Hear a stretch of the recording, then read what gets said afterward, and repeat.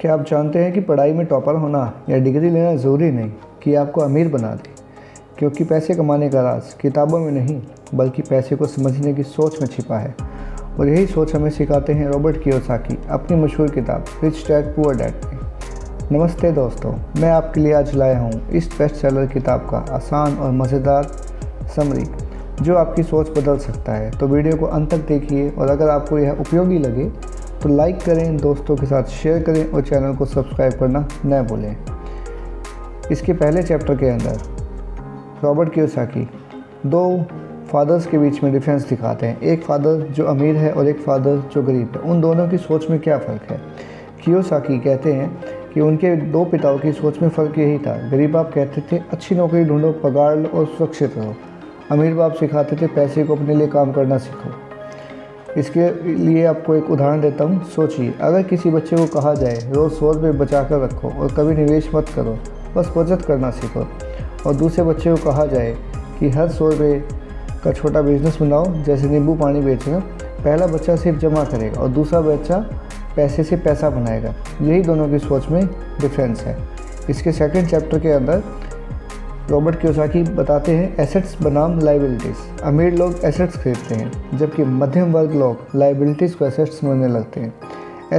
Asset क्या है? Asset वह चीज़ जो आपकी जेब में पैसा डालती है, जैसे किराए पर दी हुई प्रॉपर्टी, शेयर निवेश या बिजनेस। लाइबिलिटी की डेफिनेशन क्या है दोस्तों? वह चीज़ जो आपकी जेब से पैसा निकालती है, जैसे महंगी कार का लोन, बड़े मकान का EMI। आपको इसके लिए एक उदाहरण और देता हूँ। अगर आप EMI पर कार खरीदते हैं, हर महीने पैसे निकलते रहेंगे, वो आपकी लाइबिलिटी है। लेकिन अगर आप वही पैसा प्रॉपर्टी में लगाते हैं और किराया मिलने लगे तो वो आपका एसेट है। थर्ड चैप्टर है इसका, जिसमें रॉबर्ट कियोसाकी बताते हैं केवल पगार पर निर्भर न रहें। गरीब लोग तनख्वाह के चक्कर में रहते हैं और नौकरी खोने से डरते हैं, लेकिन अमीर लोग आय के अलग अलग सोर्स बनाते हैं जिसे पैसिव इनकम कहते हैं। इसके लिए एक बहुत बढ़िया उदाहरण है जो आपको मैं देने जा रहा हूँ। कल्पना कीजिए, एक आदमी के पास 3 कमरे किराए पर है, हर महीने 15,000 रुपये आते हैं। चाहे वो काम करे या ना करे, पैसा आता रहेगा। यही है पैसिव इनकम।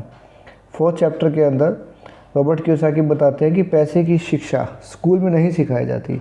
हमारे स्कूल मैथ, साइंस, हिस्ट्री तो सिखाते हैं, लेकिन हमें पैसा कैसे बनाना है ये नहीं सिखाते। यही कारण है कि कई हाईली एजुकेटेड लोग भी पैसे की समस्या से जूझते हैं। आपको एक एग्जांपल और देता हूँ, बहुत बढ़िया है ये।